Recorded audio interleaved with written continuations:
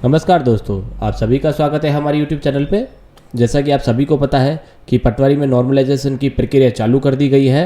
तो इसकी वजह से इसमें क्या है कि यूट्यूबर्स के बीच में, स्टूडेंट्स के बीच में जो एग्ज़ाम दिए उन बच्चों के बीच में यहाँ पे बहुत ज़्यादा कन्फ्यूजन हो रहा है कि यहाँ पर क्या नॉर्मलाइजेशन का सिचुएशन। तो इसमें जो सबसे बड़ा कन्फ्यूजन है वो ये है कि किसी भी शिफ्ट को नॉर्मलाइजेशन का फ़ायदा या नुकसान किसी शिफ्ट को आधार पर नहीं होगा। मतलब ये है कि जो 23 तारीख की जो मॉर्निंग की जो शिफ्ट थी उनको तो पैटर्न पता नहीं था एग्ज़ाम के पैटर्न का, एग्ज़ाम के क्वेश्चंस के किस बेसिस पे क्या ऐसे आएंगे उसका पैटर्न नहीं पता था। तो इस चीज़ों की वजह से यहाँ पर जो चॉइस को जो एग्ज़ाम हुआ था फर्स्ट शिफ्ट और सेकंड शिफ्ट में, उनको यहाँ पे बहुत ज़्यादा फ़ायदा हुआ था एग्ज़ाम के पैटर्न को लेके। तो यहाँ पर जो मॉर्निंग की जो शिफ्ट हुई थी 23 अक्टूबर को, जो फर्स्ट शिफ्ट मॉर्निंग वाली, उसमें नॉर्मलाइजेशन का इनको यहाँ पे फ़ायदा होगा। देखिए, तो इसमें है कि एग्ज़ाम जो कंडक्ट कराने वाली एजेंसी है या कोई संस्था है, तो उनको ये मतलब नहीं है कि आपने कौन सी शिफ्ट में आपका एग्ज़ाम हुआ है, चाहे वो 23 को हो चाहे वो 24 को हो। उनको तो ये पता है कि, या उनको ये चीज़ ध्यान में है कि अगर पटवारी का एग्ज़ाम दे रहे हैं तो वो अच्छे से तैयारी करके आए, अच्छे से पढ़ के आए और सब चीज़ ये चीज़ ध्यान रख के वो एग्ज़ाम देने आए। तो इन चीज़ों का वो सिर्फ ध्यान रखेंगे, ना कि ये कि उनका एग्ज़ाम का पैटर्न किस टाइप का होना चाहिए, किन को किस पैटर्न देना चाहिए, इन चीज़ों का वो नहीं।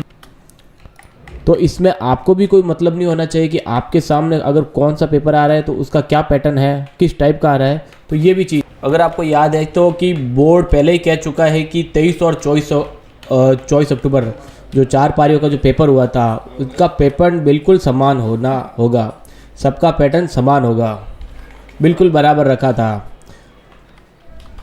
तो अब आप मेरी बात मान के चलिए कि अगर आपके जो मार्क्स आ रहे हैं, जो आपके एक्चुअल मार्क्स आ रहे हैं आफ्टर नॉर्मलाइजेशन और ऑफिशियल आंसर की के मैच करने के साथ, तो यहाँ पर आपके मार्क्स में ज़्यादा कोई डिफरेंस नहीं आने वाला है। मात्र ये मान के चलिए 2 या 3 नंबर ही बढ़ेगा, इससे ज़्यादा फर्क नहीं होगा। और अगर बढ़ेंगे तो वो सबके बढ़ेंगे। तो इसमें आप एक और चीज़ है, अगर 1 नंबर बढ़ता है तो हज़ारों स्टूडेंट इस रेस से बाहर हो जाते हैं, और अगर 1 नंबर भी माइनस होता है तो हज़ारों स्टूडेंट हैं जो इस रेस में इन भी होते हैं। तो ये भी आप जरूर ध्यान रखें कि 1 और 2 नंबर का डिफरेंस भी यहाँ पर बहुत मायने रखता है इस चीज़ में।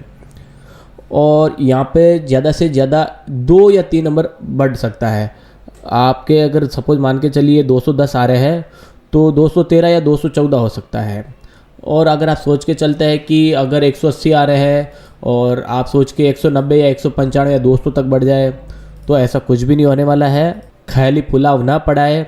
और अगर आपको कोई कह रहा है कि अगर आपके 180 भी आ रहे हैं या 190 आ रहे हैं, या नॉर्मलाइजेशन के बाद आपके अगर 185 या 190 या 195 भी हो जाए 180 वाले, तो वो बिल्कुल आप मान लीजिए वो झूठ बोल रहा है, आप उनकी बातों में बिल्कुल ना है। और सिर्फ आप वीडियो की तैयारी कीजिए। अभी आपके पास 1 वीक पड़ा है, तो अभी आप अच्छे से दिल जान लगा लीजिए जिन्होंने वीडियो का फॉर्म भरा है।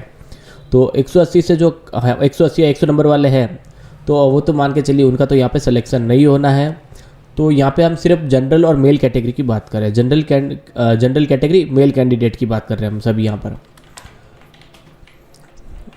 और इसमें एक और चीज़ है कि अगर आप इसमें अगर मान के चलते हैं कि अगर 180 या 190 हैं आ रहे हैं आपके और जनरल कैटेगरी से है, तो आप ये जॉब जो पटवारी की जॉब के अलावा आप वीडियो की जॉब में आप पक्का जॉब उसमें लेंगे ही लेंगे। और इसमें क्या है कि जो वीडियो की जॉब है वो पटवारी से अच्छी जॉब है। और 180 से 100 नंबर वाले तो अपने ख्याली पुलाव छोड़ दीजिए और अभी से ही वीडियो की तैयारी में लग जाए। एक 1 वीक पड़ा है आपके पास, तो 180 से 190 नंबर तक लाने वाले जो स्टूडेंट हैं, मतलब ये मान के चलिए 180 से 190 नंबर कम नहीं होते हैं। तो उन्होंने मेहनत की है, कुछ कारणवश या XYZ कोई रीज़न हो सकता है जिसकी वजह से वो इस रेस से थोड़ा सा बाहर हो जाते हैं। और इसमें क्या है कि जो इतने मार्क्स लेने वाले हैं वो वीडियो को तो आसानी से क्लियर कर देंगे। और आप डिज़र्व करते हैं, अगर 180 190 नंबर ला के आते हैं तो आप इस जॉब को डिज़र्व करते हैं। आप भी अच्छी जॉब ले, एक गवर्नमेंट की जॉब ले, आप ये डिज़र्व करते हैं। और जो अगर 180 190 नंबर तक मार्क्स लाने वाले जो विद्यार्थी है, वो गलती फिर से ना दोहराए वीडियो में भी, ताकि आपके पास ये चांस है अभी भी इस चीज़ के लिए। अब हम फाइनली बात करते हैं कि आफ्टर नॉर्मलाइजेशन के बाद की कट ऑफ क्या जा सकती है, कितना ऊपर नीचे तक हो सकता है। कट ऑफ बिल्कुल नहीं बढ़ेगी, मैं आज भी यही कह रहा हूँ।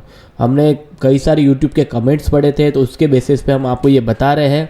और मैंने कमेंट में ये भी पढ़ा था कि यूट्यूबर्स में लिखा था कि सबके मार्क्स बढ़ेंगे, 2 3 4 मार्क्स तक बढ़ेंगे। लेकिन जो कट ऑफ बढ़ेगी वो बढ़ेगी आपके समथिंग मान के चलिए 8 से 10 मार्क्स, 8 से 10 मार्क्स तक।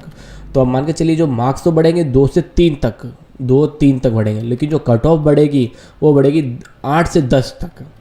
तो यहाँ पे डिफरेंस अच्छा देखने को मिलेगा आपको। और जो पहले बता रहे थे यूट्यूबर्स पर कि 210 215 जो बता रहे थे, वो उनकी जो लैंग्वेज थी वो चेंज हो चुकी है ओवरऑल। तो अब उनका जो कहना है वो कट ऑफ रहेगी कि 220 तक।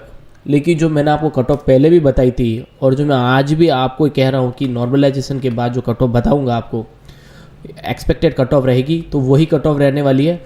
उससे आप मान के चलिए कि एक्सपेक्टेड रहेगी और इक्वल रहेगी, इस पर कम ही रहेगी, इससे ज़्यादा नहीं बढ़ेगी आपको, इससे ज़्यादा आपकी नहीं बढ़ेगी। कट ऑफ बिल्कुल आप मान के चलिए उसके आसपास ही रहेगी, 1 या 2 नंबर ऊपर या नीचे रहेगी, इससे ज़्यादा नहीं होगा दोस्तों।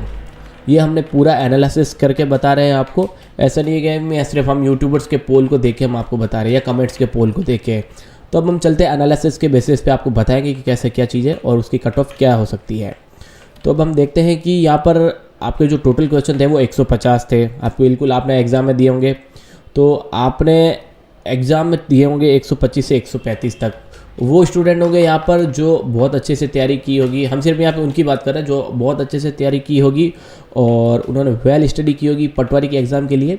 तो उन्हों के मान के चलिए 125 से 135 तक उन्होंने अटैम्प्ट किए होंगे।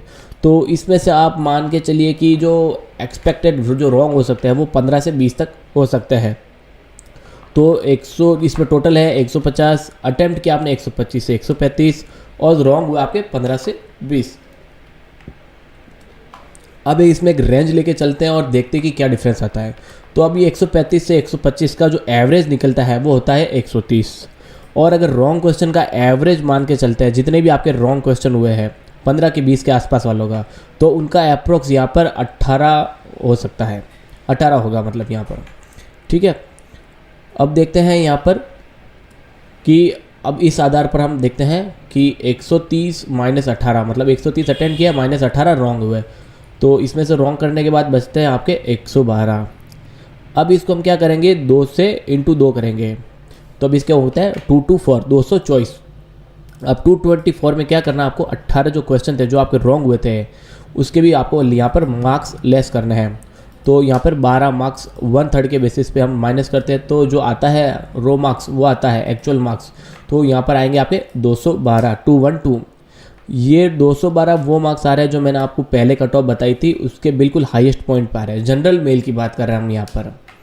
इससे पहले भी हमने सारे वीडियो में बताया था कि 210 से 215 के बीच की एक्सपेक्टेड कट ऑफ रह सकती है। लेकिन हम कैलकुलेशन के बेसिस पे भी आपको बता रहे हैं कि एवरेज रेशियो के बेस भी बता रहे हैं कि जो कट ऑफ की जो रेंज हो सकती है वो 210 से लेके 215। तो इसकी रेंज के बीच में 212 आपका ये मार्क्स बन रहा है। तो अब यह नॉर्मलाइजेशन अगर आपकी शिफ्ट पे होता है तो इसमें आप मान लीजिए 2 नंबर का डिफरेंस, 1 या 2 नंबर का डिफरेंस बढ़ सकता है। तो अभी भी मेरा मानना यही है कि जो कट ऑफ रहेगी वो यही रहेगी। और जो मैंने आपको पहले ही बता दिया था वीडियो में कि जो कट ऑफ रहेगी वो वही रहेगी, 210 से 215 के बीच में है। इससे ज़्यादा डिफरेंस नहीं होगा कट ऑफ का, क्योंकि 212 के मार्क्स जिनके भी होंगे वो पूरे पटवारी में 100% श्योर है और उन्होंने अच्छे से तैयारी करी होगी वही होंगे।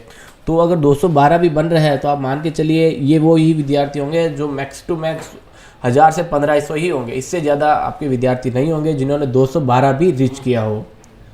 तो इसके बीच के कैंडिडेट ही होंगे, इससे ज़्यादा कैंडिडेट नहीं होंगे।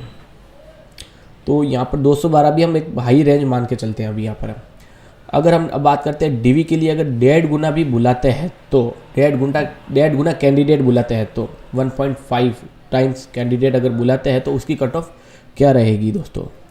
तो यहाँ पर जनरल की मेल की बात कर रहे हैं हम यहाँ पर सबसे पहले। तो यहाँ पर जनरल की रहेगी 208 से 211, ओबीसी की यहाँ पर रहेगी 205 से 208, ईडब्ल्यूएस की 10% रिजर्वेशन कोटा के साथ 200 से 203, एमबीसी में मान के चलिए 5% रिजर्वेशन कोटा के बाद 198 से 202, एससी में 183 से 186 और एसटी की बात करते हैं तो 177 से 181, 177 से 181। ये रहेगी मेल कैंडिडेट की। अब हम देखेंगे फीमेल की क्या रह सकती है। तो फीमेल की रहेगी जनरल में, यहाँ पर हम नॉन TSP कैटेगरी की बात कर रहे हैं अभी, तो जनरल में 185 से 188, OBC से 183 से 185, EWS में 178 से 182, SC में रहेगी 155 से 158 और ST में रहेगी 152 से 155 के बीच की रहेगी। ये जनरल की हम जो बता रहे हैं, जनरल OBC ST ST की हम फीमेल कैंडिडेट की है, उनकी कट ऑफ रहेगी नॉन TSP की कट ऑफ 220 या 215 नहीं जाने वाली है। इवन मेरा मानना है कि 215 भी नहीं जाएगी। आप मान के चलिए मैक्स टू मैक्स 215, अगर हम 1.5 गुना बुलाते हैं तो 215 ही रहेगी, इससे ज़्यादा नहीं जाएगी। तो जिन विद्यार्थियों के तो इस कट ऑफ के रेंज में आ रहे हैं तो यहाँ पर बिल्कुल 100% निश्चित रहे, उनका यहाँ पर 100% निश्चित होगा। और जिनका 100% 1.5 गुना के बाद DV में उनका नंबर यहाँ पे निश्चित ही हो जाएगा। तो हम उनकी आशा करते हैं कि अगर इतने नंबर आ रहे हैं तो आपने वो डॉक्यूमेंट अभी से ही क्लियर कर दीजिए।